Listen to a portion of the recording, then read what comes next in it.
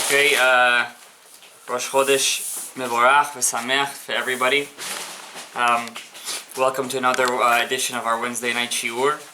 And Baruch Hashem, tonight is a very special night. It's also it's also Rosh Chodesh Kislev. Thank you very much. This shiur is going to be lehatzlachat all the single people.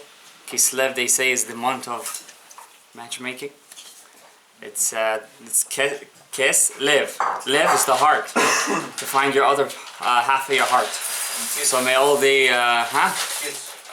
kids and may they find all the single people find their true matches and be happy and hatzlacha, have kids and bracha, especially Rabbi ben Leah, Reuven ben Frida. Ariel ben Rivka, Ariel ben Miriam, Hashem bless them to find their bat zug v'chen yarsu v'nomar. Amen. Now, tonight, I wanted to speak about specifically the fires that were happening in Israel. I heard some very scary stuff, some very interesting things about why the fires happen. Now, there's a lot of theories out there. You know, a lot of rabbis give their own 2 cents on the matter. How come the fires? No, this fire is one of the biggest fires that ever happened in Israel's history. The last biggest fire that was in Eretz Israel was in the year 2010, if you guys remember, in the Carmel. Mount Carmel started. A couple of boys were smoking cigarettes. They didn't realize negligence. They threw the cigarettes and it caught on, and it was such a big fire. 44 people died over there. It was even bigger, but in this one, the big tragedy was, could you imagine a person is forced to flee from his house? Galut. This is mamash galut. And what's interesting was that this fire started right after Parashat Vayera, the parasha of Sdom v'Amorah.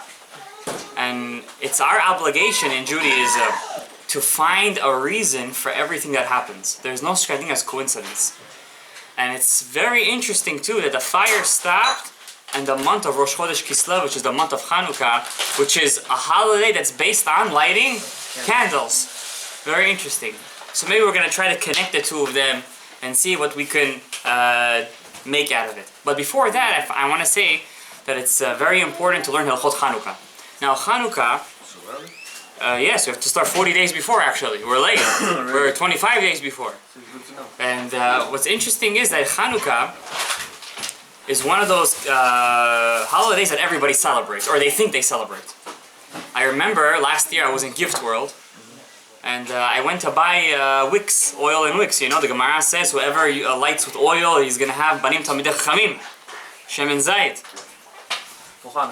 For any time, Nerot Shabbat, anything. Masechet Shabbat. You know, the Hilchot of Chanuka is where is it written? It's basically 2 to 3 pages in Masechet Shabbat. There is no tractate Masechet Chanuka. We have Masechet Megillah, we have on Purim, we have on Shabbat, we have on Eruvs, we have on Sukkot, we have on Yom Tov, but we don't have a tractate for Chanuka. Why is that? Because when the Hasmoneans, the Hashmonaim, when they overtook the Greeks, they made one mistake. What was that mistake? They thought if they let the kingship of the Jewish people fall into the hands of the house of David, it's gonna, the format and the foundation of the Jewish people is gonna plunder again into the Hellenistic hands. So they said to themselves, we rather that the Beit HaMikdash and the Kiseh of the king is going to stay in the hands of the Kohanim. So they took from themselves the kingships, and they were cursed by the Chachamim, and every single one from the family of the Hashmonaim were killed, and not even one is left today. So from the family of Matityahu Kohen Gadol, not even one descendant is left today. The last descendant was a female. She lived in the time of Herod. Herod was the slave of the Hashmonaim. What do I mean by a slave? The Hashmonaim, the family of the Makkavim, which stands for Mi Kamocha Be'elim Hashem, they were only tzaddikim for about 3 generations. Only for about 3. Judah, Jonathan, and Shimon. After Jonathan, Yonatan, he was one of the Makkavim, there were 5 brothers. One of the brothers, Elazar, he was killed in one of the wars. An elephant trampled on him. So he found a very untimely death. The father, Matityahu, also was killed right away at the beginning of the war. Basically, it was a guerrilla warfare. You have a bunch of bandits, Jewish religious bandits with beards and kukulim and tzitzit, running around fighting this army. When the Jews won, When I say won, I mean they were able to throw out the Greek presence in Israel. And when I say the Greeks, after Alexander the Great, which was one of the biggest conquerors in the history of the world, he was a student of Aristotle, Plato, Socrates. He was a very smart man. He was also, by the way, very pro homosexuality. Yeah. They say that the Greek army was the first army that had a platoon of men. I say just men, just the guys. And Alexander the Great was very pro. The Hellenistic way of life. It was the Greek way of life, to be pro freedom. How do they call it? The Pride Parade? Yes. To have ga'ava, which is a very stupid name, because imagine, I take something that kills. Imagine people who are on cocaine say, let's go on a parade for smoking, for injecting cocaine, for sniffing cocaine. Imagine they start walking in Manhattan, all these guys on cocaine or heroin or on cigarettes, Let's walk and make a parade that we're different than everybody else. This thing is killing you. Now, at least people who are smoking, doing all this, at least they have children. These people don't even have children left over after them. And then they go on a parade. Like they're happy and they show, what do they show? It's very interesting. What is their sign? A rainbow. And what's the sign that Hashem told Noah that he's not going to destroy the world? A rainbow. It's like they're saying, we admit that the only sign that's keeping us going because of us is this rainbow, and that's their sign, the colorful sign. Okay, we're going to get into that towards the end, Bezrat Hashem. So when Alexander the Great died, since he conquered most of the known world, his kingdom was split into two by his generals. The Syrian Greeks and the more higher European parts of the Alexander the Great's army. The one who took over the Syrian Greek part, which included Israel, was Antiochus. Now Antiochus was like a name Pharaoh. It wasn't like there was a guy named Antiochus. All the kings of the Syrian Greeks were named Antiochus. So there wasn't one Antiochus, there were several. And they're very important to the Chanuka story. Because there were Antiochuses that were nice to the Jews. How do we know that? When the Jews started to get assimilated into the Greek culture, how did it start? It started with schools. The Greeks decided to open the first Jewish public school. They called it the gymnasia, which is very weird today because that's what they call yeshivas today, gymnasia. But that was the name. That was the case, and they also decided to add in special education. What was the special education? Sports class. Gym. What was this gym? The gym was everybody had to work out naked. What? Yes, because according to the Greek philosophy, there's nothing more beautiful than your body. There's nothing more natural. It's your birthday suit. Show it off. You understand? And everybody was welcome, men, women. In fact, it's known from history that the Olympics, the original Olympics, the Olympians didn't wear clothes when they were competing. All they wore, the winner wore a green, atara, crown. A green crown made out of leaves. They were naked. Yeah, they were naked. When they used to run and everything, they were totally naked, these Greeks. And they weren't hot, actually. That was their way of showing off. Now, the problem is with the Jewish people, according to the Greeks, we're maimed. Why are we maimed? Because we give our children brit milahs. And since we give our kids brit milahs, that means basically we're saying that our body is not perfect. So to join this elite Greek schools, the Jews would have to recreate their foreskin. And how would they do that? By taking, sometimes when the mohel cuts the foreskin, he leaves a little skin. You need a little skin over there. So this extra skin, they were able, through intense, I don't know how to call it even, to pull it back up and cover the atara. In fact, so what they were doing was they were recreating their orla. Basically saying we're not Jews anymore. And there were many kohanim, since the Hellenists, the Greeks, basically they were an elite club. And who did they attract? Kohanim. Because Kohanim throughout Jewish history were known as elite Jews. Every Kohen, even in Halacha today, a person sees a Kohen, he has to respect him. A person doesn't zimun, he has to offer the Kohen. And so on and so forth. If you ask, respect. If he asks, Kohen has to be respected. Kohen blesses us. So on and so forth. So especially the Kohen Gadols. They were very, very, very influenced by Greeks. Anybody living in Jerusalem at that time was influenced by the Greeks. It got so bad, and we're skipping a lot of the story because it's not the point of our discussion today, was that they put an idol of Zeus. And we're going to discuss what is Zeus exactly. They put an idol of Zeus inside the Beit HaMikdash. What is Zeus? What is Aphrodite? What is Ares, the god of war? What are all these things? So you have to know one thing, that most of the idols throughout history of the world were based on the planets. The 7 known planets. For example, Ares was just a rendition, coming to a fruition, basically, of the planet of Mars. That means they didn't have like a human being per se. Every idol that they had was a man holding a ball. For example, Zeus was holding a very huge ball. That was Jupiter. Zeus was Jupiter. There was Aphrodite was Venus. There was a god of Mercury too. There was Apollo. Apollo was the god of the sun. Mars was Ares, the god of war, red. So, and basically these same gods, they just were recycled into Roman culture. Now the Romans gave these gods their names that we use today, like Jupiter. The Romans came up with that name. These were the names of their deities, their demigods. The Greeks believed that these gods could come into this world as human beings and make women pregnant. As we know the famous story, have you guys heard of Hercules? Yeah. Hercules was a demigod. What's a demigod? Zeus decided to come down to this world, and he was with the queen, I forget her name, and she got pregnant from this god of hers, this planet, which they assumed was the greatest god, because he was the biggest planet, Jupiter, and she got pregnant with a guy called Hercules. Now, the Christians later on, when they adopted, they didn't start as monotheism, they started as polytheism actually. They started as a religion of Avodah Zarah, worshipping many gods, as the Gemara in Masechet Sanhedrin says, and it was omitted by the Christian publishing companies, and today you could find it in every Gemara, because they put it back in, that when Yoshka, I don't want to say his name, because some poskim hold you're not allowed to say the name of Avodah Zarah, when he decided to make himself a god, he wasn't stupid enough to think that people would worship him as God. The Gemara says he started with the moon.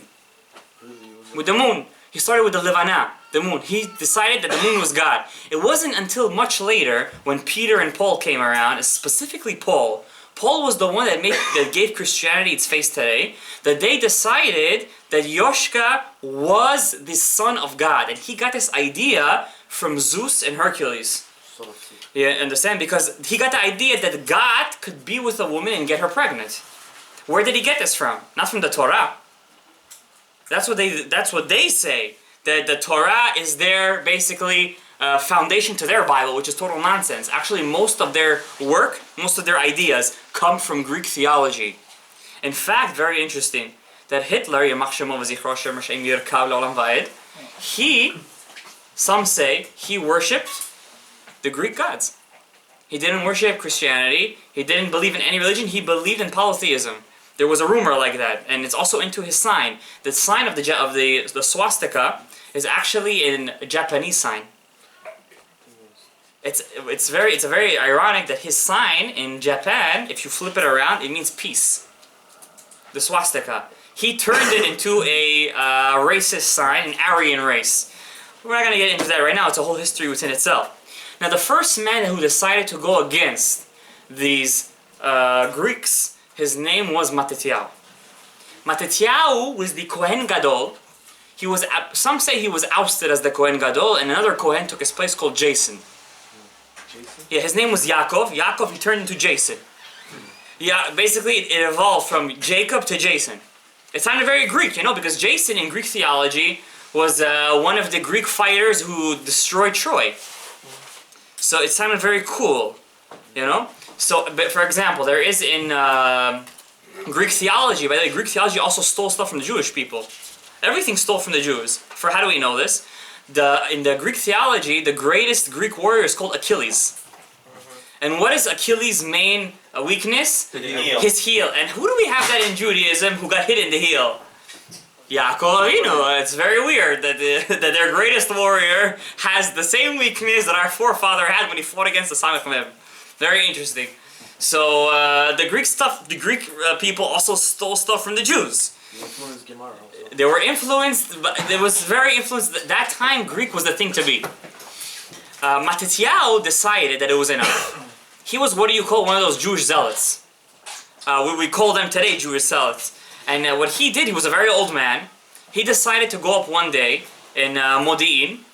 It's a town in Israel. And when they were sacrificing a pig to Zeus, he got up and he killed the Greek officer. The Greeks didn't take kindly to this, and they killed him on the spot. So Matityahu's revolution, he himself, he didn't get to see the miracle of Chanuka. He did not see it. He died on the spot. His son, he had 5 sons, Yehuda, Yonatan, Shimon, Elazar, and I forget the last one. They decided to take upon their father's fight, and their sister was Yehudit. They had a sister, Yehudit. What happened? They decided, Yehudit was a very beautiful woman, Judith in English. She was a very beautiful woman, and the Midrash says she was so beautiful that the Greek general decided to take her as a wife. And Judah, the oldest brother, had no choice but to give her over to the Greek general, to a goy. And Yehudit was so embarrassed by her brother. On the night of the wedding, she fed him some cheese, which is basically where the minhag comes to eat cheese on Chanuka, to eat dairy stuff. And she fed him some wine, gave him some wine to drink, some strong wine. Now cheese and wine, they make you a little drowsy, and he fell asleep, and then she took the dagger and she slew off his head, and she placed it on the top of the enemy barracks. When the Greeks saw this, when they see the, like in chess, how do you know when a person wins in chess? When the king is gone. You could have the whole chessboard over there, but if the king is dead, the game is done. It's checkmate. So when the Greeks saw, the Syrian Greeks, that their commander was dead, this gave them a very big fear in their hearts, and Judah and his 5 brothers were able to drive into battle and to basically win the first war. This scared the Greeks immensely. How do 5 religious guys fight against an army? You know, it's guerrilla warfare. Warfare is one thing, but it was a great miracle. And this battle went on back and forth, to the point where it was such a big miracle that the Greeks decided to take their armies in Iraq, Iran, because they were fighting a big war also on the other fronts, and to bring everybody into Israel. Wow. It was crazy. So they decided to keep those wars on, on par and lose their own name in the world, which you're going to see this was very important, because when the Greeks did that, they allowed the Romans to eventually destroy them, because the Romans and the Greeks had their own fight. And they put all their effort into defeating the Hashmonaim. And what happened was, it didn't help them. And Yehuda and his brothers, minus Elazar, who was trampled by the elephant, were able to totally destroy the Greek army. And they were so embarrassed by the turn of events that they decided to leave the Jews alone for a period of time. This allowed the Jewish people, in essence, to revive themselves from the Hellenistic ways, and Yehuda and his brothers decided to erect an army, basically destroying all the gymnasias, gyms, sports, all the deities, all the gods inside the Beit HaMikdash. And that's what happened was, they went in there and they found the Pach Shemen, and they were able to light the Chanukiah, and we know the miracle was, it was supposed to last for 1 day, it lasted for how many days? 8 days, and it was a very big miracle, but that wasn't the end of the story. The story continues. The Greeks came back. But at this point, Yehuda was already ready, but he died in the war. His brother Jonathan took his place. He was very successful into destroying the Romans and the Greeks, and they were forced to give him a peace treaty. They had to sign a peace treaty with him, and he made a kingdom, not from the house of King David, which the Chachamim were very angry at him for doing that, but he was a religious man. He was a religious man. He respected the rabbis. But his sons were not so respectful of the rabbis. His sons actually decided to hate the rabbis, especially one of them. When Jonathan died, the 2 brothers had a fight who's going to take charge of the kingdom. And unfortunately, eventually, the son known as, they say in Hebrew, his name was Yanai, the king Yanai, rose into power. And he eventually became a Tzeduki. What's a Tzeduki? Towards the middle of the Hashmonean reign of Chanuka, much after Chanuka, the Jews decided to come up with a cult. And this is the father of reformism. The cult was called the Tzedukim and the Baitusim. The Tzedukim and the Baitusim believed that the oral Torah was not real. They decided that only the written Torah was real. For example, one of the great things they fought against was mikveh. What's mikveh? They said the Torah says a girl she bled, she got her time of the month, or a guy had zera come out, or he touched somebody. Torah doesn't say go in a mikveh. Torah says he should basically get in touch with water. He should wash himself. The rabbis come up in we know in the Gemara and so on and so forth, as we drash from Halachah Moshe Sinai, this means to dip your whole body in the water at one shot. The Tzedukim said, where is this written in the Torah? Torah says wash yourself. I say that they said, that Tzedukim said, to take a shower, is more healthier than dipping in dirty mikveh of the water of the mikveh. Why? Back then mikveh was not like today. Back then mikvehs were in caves. Mikvehs were puddles of water found outside. Understand? In the earth. Now you guys go see a mikveh today, you get disgusted with what you see. Imagine back then, you had to go inside a cave. It's black in there, it's murky. Who knows what animals are living in there? You got leeches, you got roaches, you got mice, you got rats, you got bats, all swimming inside that water. And that was the cold water! Of course cold. Back then there was a heating system, and women had to dip inside those mikvahs. Especially, let's say it's the winter. Yeah. Let's say they say, okay, we don't want to dip in a cave, I want to dip in a river. Imagine the river is ice.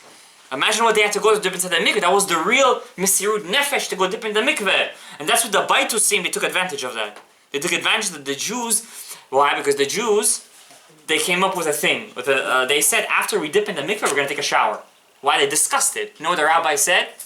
If the Jewish people, they're going to take a shower after they go to the mikveh, people are going to think, what's really making them holy? The mikveh or the shower? You're going to say the shower. So what did the rabbi say?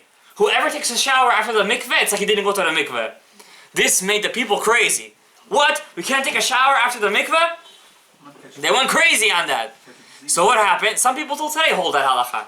Some people say that you can't take a shower after the mikveh. For example, the Yaskil Avdi. Now he's not agreed in this case because there's no taharot really. There's no purifications of truma. So the gzera was mitbatel. But the Yaskil Avdi says that really the Yaskil Avdi says a person should hold this minhag to not take a shower after the mikveh, or at least not right away. Not in public. You should go home and take a shower, and then take a shower. Understand? So that was a very big thing, and the Tzedukim and the Baitusim, they took advantage of that.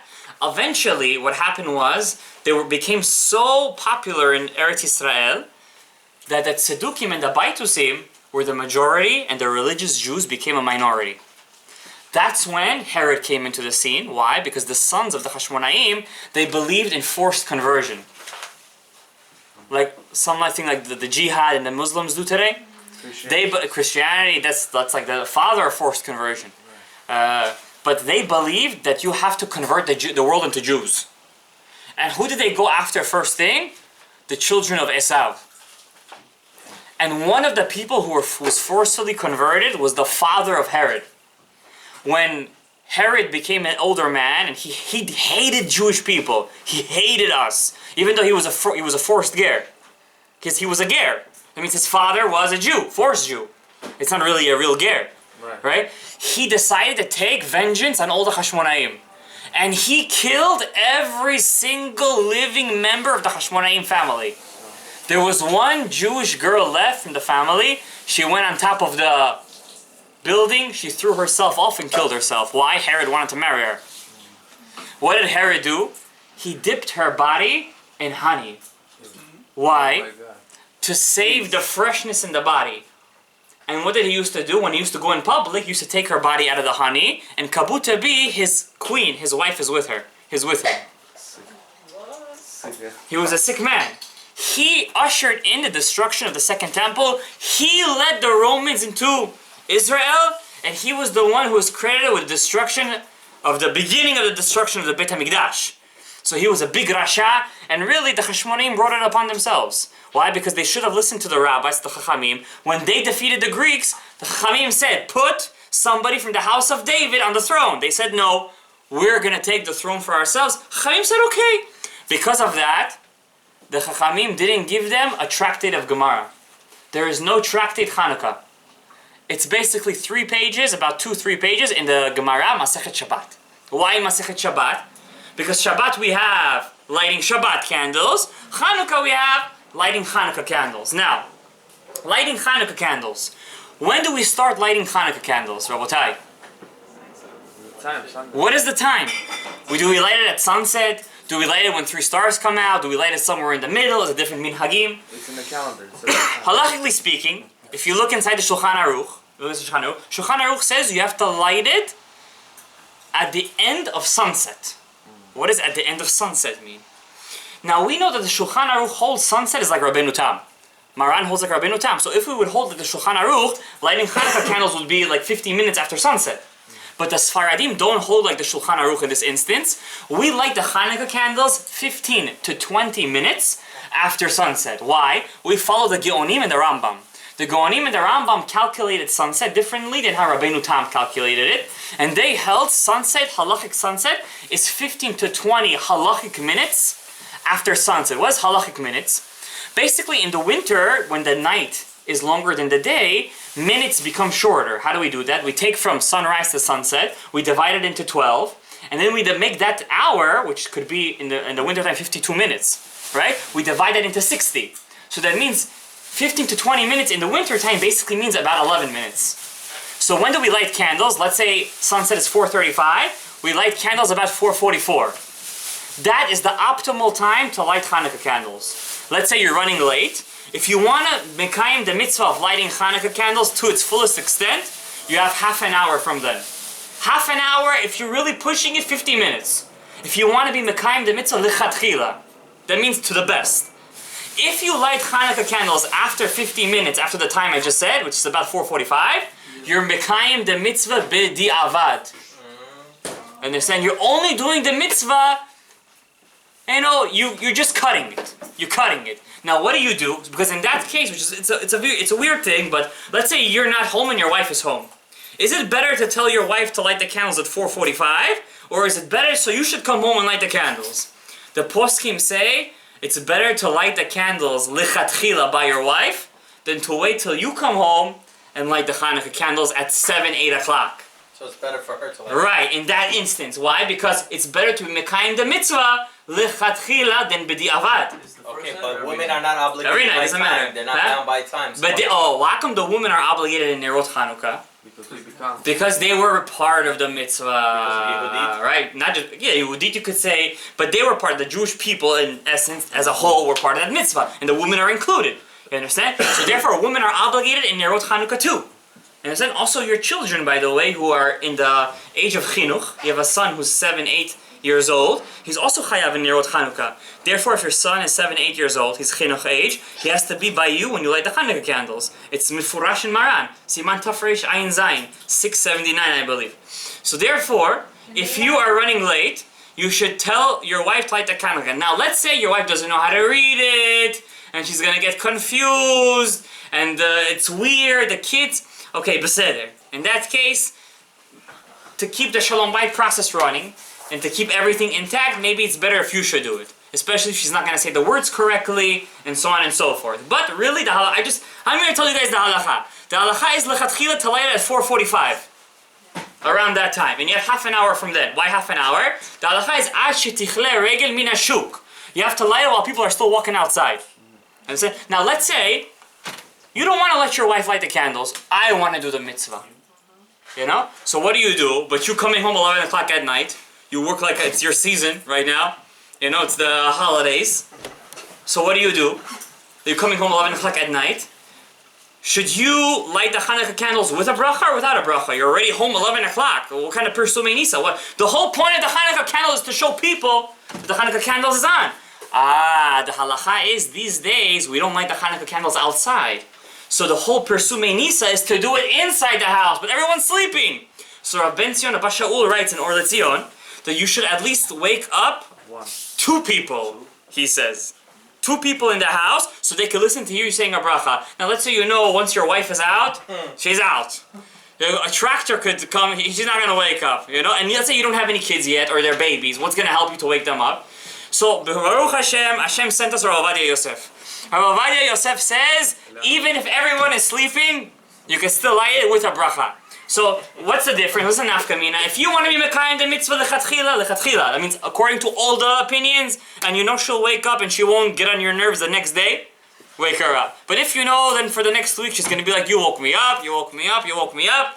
Don't wake her up. Can you call a rabbi to do FaceTime? No, Sfaradim don't hold that. Sfaradim don't hold that. You know, no FaceTime. If you're Ashkenazi, yeah, you can follow Rav Moshe, but we don't do that kind of stuff. Now, so even if you're home, when is the latest time to light Chanuka candles? Dawn. Dawn. You have until the morning. But obviously, do not do that. Do not do it because then you're getting into a lot of sfekot and this and that. Better light the candles as early as possible. In fact, even we learn in Kollel, we go out, we leave Kollel early just to light the Chanuka candles lechatchila. Now, how about at Motzei Shabbat? Motzei Shabbat we leave shul very late. We follow Rabbeinu Tam, most of us. Should we maybe take out Shabbat a little early so we could run home and light the Chanuka candles? No. Shabbat. Because Shabbat is Shabbat, and to follow Rabbeinu Tam, to take out Shabbat the latest time is more important than lighting the Chanuka candles in its lechatchila time. Now, what do you do when, as it is every year, at least one Chanuka falls on Erev Shabbat? You're not going to light Chanuka candles after sunset on Erev Shabbat. Why? It's already Shabbat. You're going to do Chilul Shabbat, so Shalom. What do? When do you light the Chanuka candles? You light it about 15 to 20 minutes before sunset. What do you light first, the Chanuka candles or the Shabbat candles? Chanuka candles. Why? So the reason is because some poskim say that the Or Letzion brings down that we're choshesh to that the Bahag. Who's the Bahag? He was the Gaonim, one of the Gaonim, Baal Halachot Gedolot. We don't know who's the real author of Baal Halachot Gedolot. Some say it's Rav Yehudai Gaon. Some say it's Rabbi Shimon. We don't know who exactly is the author, but he was one of the greatest halachic codifiers before the Rambam. He says once a woman lights Shabbat candles, she took upon herself Shabbat. We don't follow that. Right. But since there is an opinion that says that, we don't want to mess with him because he's Geonim.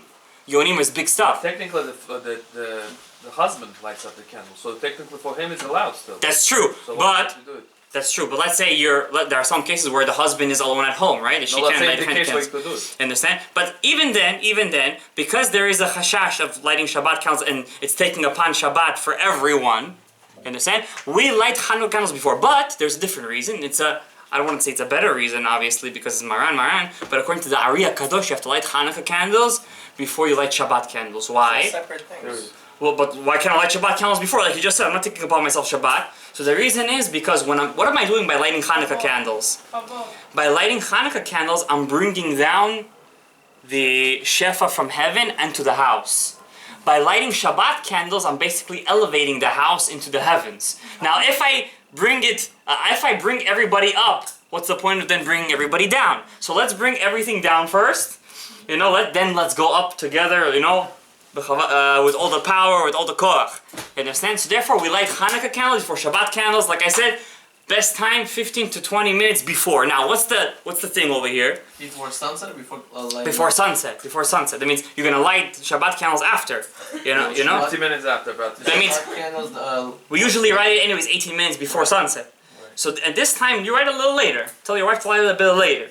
Now, in this case, what happens? What happens is that we're gonna go to shul obviously a little later because usually shul starts 4:15. That week we're gonna start shul about 5 o'clock to give everybody time to do what they gotta do and come home.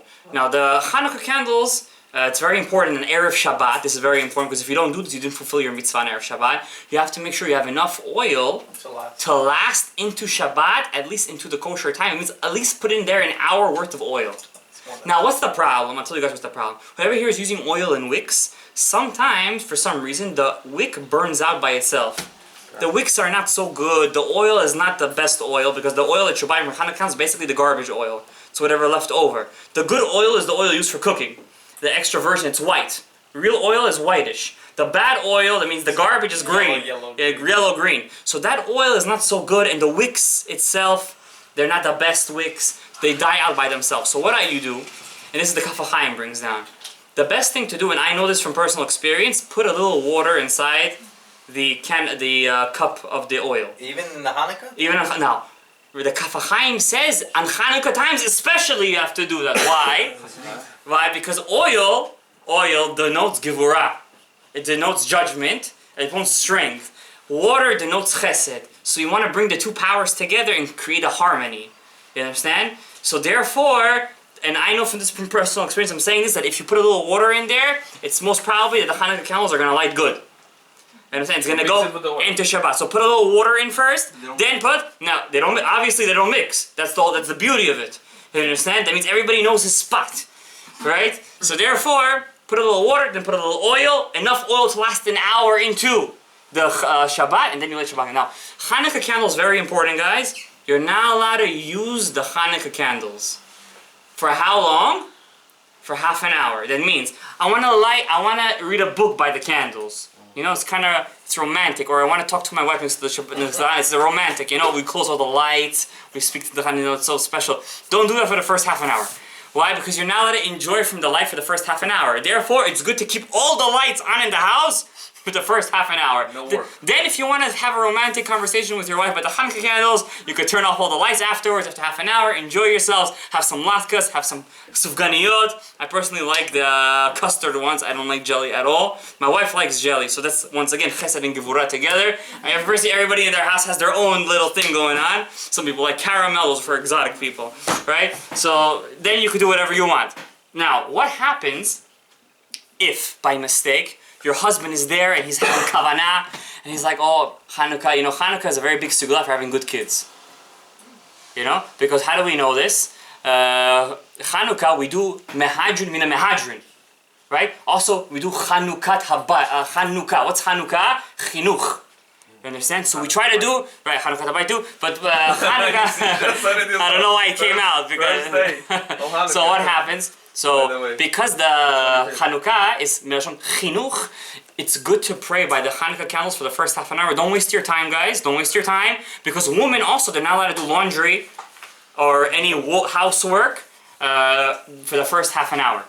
You're not allowed to do laundry. You could wash the dishes if you want. But it's better if you take that time to pray for your children. They should be good kids. You know, I heard once from Eli Mansour, a very beautiful thing. I think he said in the name of Gamliel Rabinovich. He says that in the Hanukkah candles is basically how the lights flicker, is the secret to the whole rest of the year. And the Baal Shem Tov says, you know how they say on Yom Kippur our judgment is sealed? And then the Ari HaKadosh comes along and says on Hoshana Rabbah, the last day of Sukkot, it's the seal of the seal. The Baal Shem Tov says, guess what? There's another seal. And that's the last night of Hanukkah. So let's not take this Hanukkah days easily, because really, you know, I was saying, I was in Gift World last year, and I'm sitting there, I'm buying the wicks and the oil, I'm all excited, you know. It was the first time I was able to light in my own house, you know, I was very excited. And suddenly I see a guy I'm waiting online, and he has the electric Chanukiah. Usually I mind my own business, because I'm a very private person. I know people appreciate their privacy, they don't like people butting into their business, but I was so like intrigued, because I know even non-religious Jews keep this holiday. I'm like, sir, and he was Bukhari. I tell him, why are you having an electrical Chanukiah? He's like, I love this holiday so much. I want to make sure that the Hanukkah candles are on the whole night. I'm like, you're crazy, but you're not keeping the Chag. So he tells me, listen, I'll tell you the truth. Last year I lit it by the window, and all my curtains caught on fire. So I'm like, don't light it on the window, light it on the table. You don't have to light it by the window, right? Because we know, halachically speaking, where is the best place to light the Hanukkah candles? Obviously by the door, towards the left side of the person coming in, and it has to be from 3 tefachim to 10 tefachim. Now, what happens if you live on the 6th floor? What do you do on the 5th floor? So, so the thing is, like, since you're living so high, so if you have the neighbors across so they could see you, the Hanukkah candles from your window, light it by the window. But if there's no people, then light it by the door, on the inside. But let's say you have little kids running around, and they're for sure going to touch the fire, because the kids love fire, like we know the story of Moshe Rabbeinu. Then you light it on the table. What are you going to do? What are you going to do? You light it on the table. So there's no mitzvah, I have to light it by the window, because we know from the Rambam that the main mitzvah of the Pirsumei Nisa is inside the house, not outside the house. So you could light it by the window if you like, but there's no difference really. You could light it on the table. The best thing to do would be lighted by the door. Now, back to what I was saying before, we're going to say 2 more halachot, and we're going to cut it, B'ezrat Hashem b'li neder, call it a night. if a person was lighting the Chanuka candles and he's having a lot of kavanah, Baruch Ata Hashem. By the way, first night, how many brachos we say? 3. Ladlik ner shel Chanuka or Chanuka? Chanuka. We don't say shel Chanuka. Why? We want to have a kavanah. Lahadlik ner Chanuka. The first 3 letters is Nachal. Nachal is a special river of heaven. That's from there comes the shefa of Chanuka. So we don't say shel Chanuka. We say Ladlik ner Chanuka. Then we say which bracha? She'asa nisim la'avotenu imehem b'zman hazeh. And on the first night we also add a bracha called Shehiyanu v'kiyamanu v'giyanu lazeman hazeh. Only for the first night, obviously. So what happens? The guy had so much kavanah, he forgot to light the shamash first. So what did he do? He when he said the brachas, what did he light first? The shamash. But you said the bracha for the candles and you're lighting the shamash. The shamash is not part of the candles. Do you have to you can't switch because the mitzvah is in the hanacha. You can't switch the candles. Right. So what do? Do you have to say another 3 brachot because you said you made a hefsek? No. You made a hefsek. You lit a different candle. It's like I'm saying Ladlik ner shel Shabbat and I'm lighting I don't know, a candle for my neighbor. I made a hefsek, no? In this case, do I have to repeat the 3 brachot or no? Don't think it's an easy question, Rabbi. Rabbi Yosef and Yabia Omer goes into very big length, I believe Chelek Hey, in the end of Orach Chaim. He goes into huge length whether the person has to repeat the brachot or he doesn't repeat the brachot in this case. And Rabbi comes out with a conclusion, in Yabia Omer Chelek Hey, I believe at the end in Orach Chaim, that a person should not repeat the brachot, even though he made a mistake and he lit the shamash candle first. Why?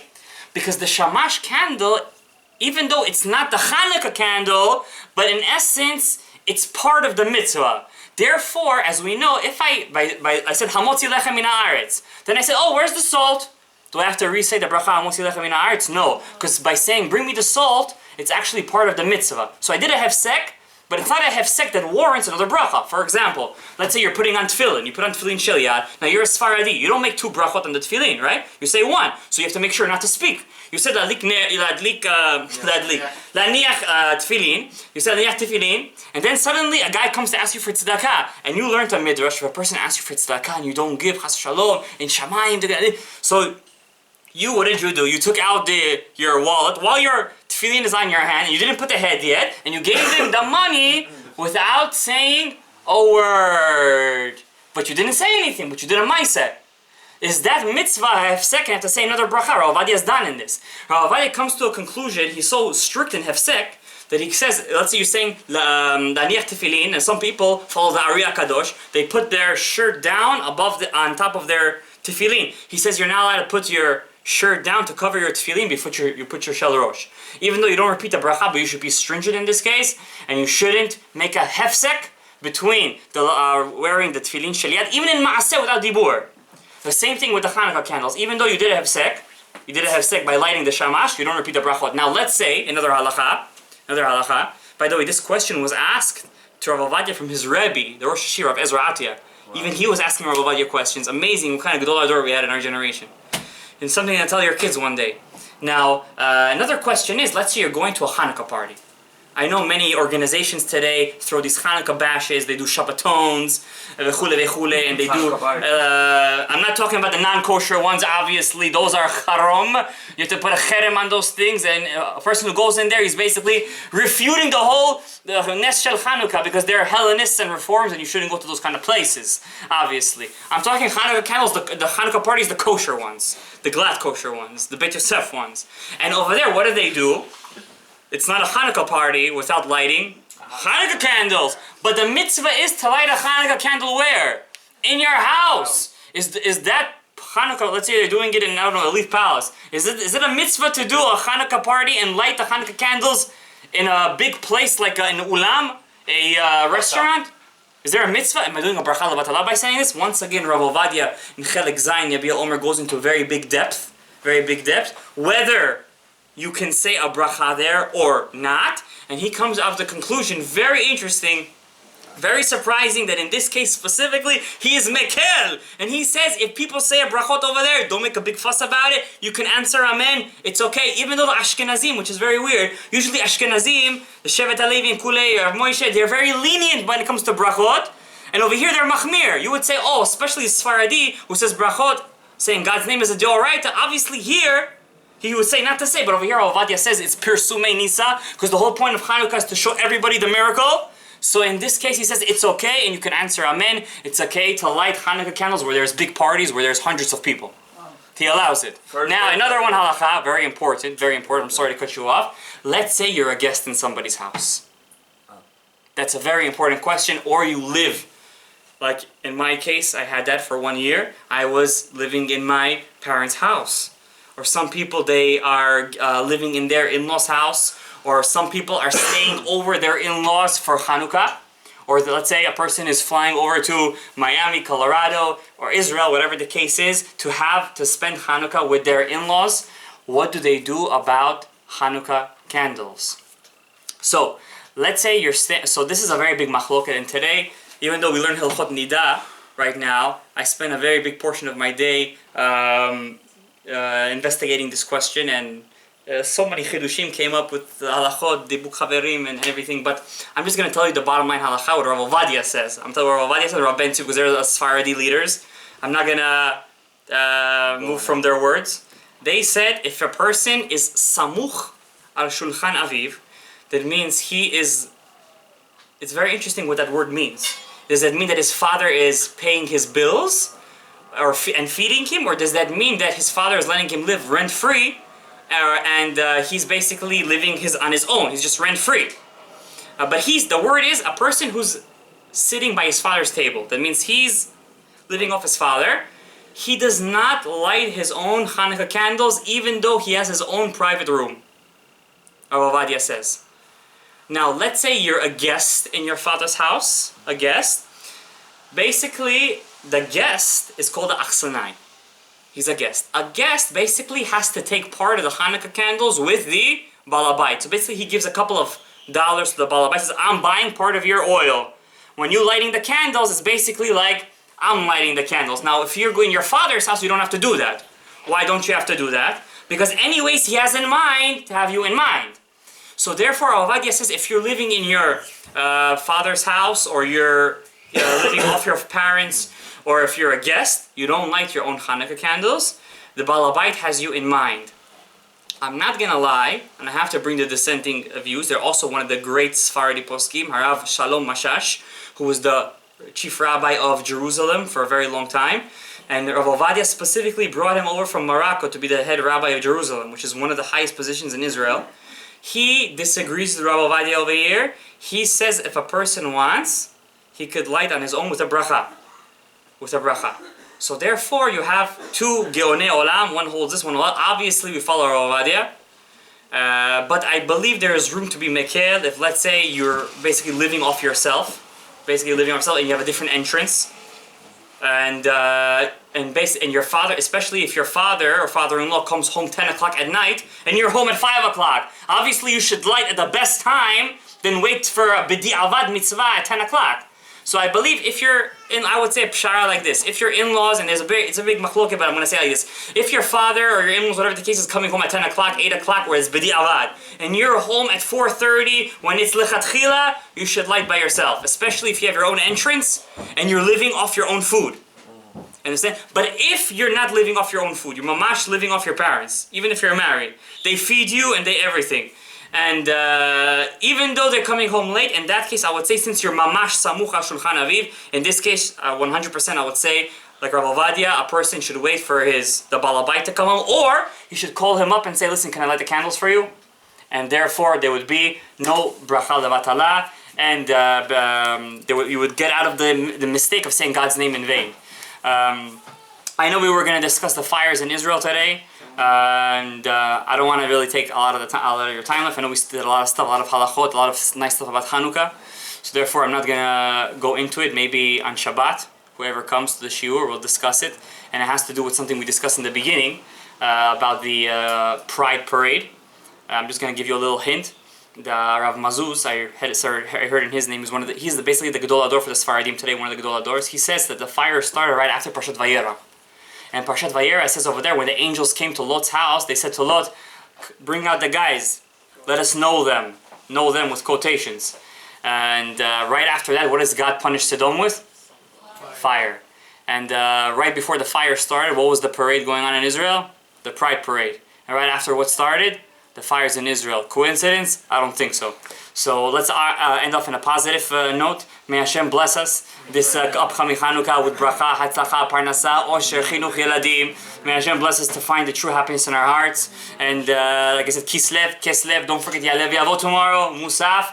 And we have a bar mitzvah also, whoever can make it 6 o'clock in the morning in the Beit Knesset Ola Sarah of our dear friend Michael Aminu, whoever could join and be misameach hatan bar mitzvah. It's a very big mitzvah and tzchut, especially on Rosh Chodesh. Baruch Adonai leolam, amen ve'amen.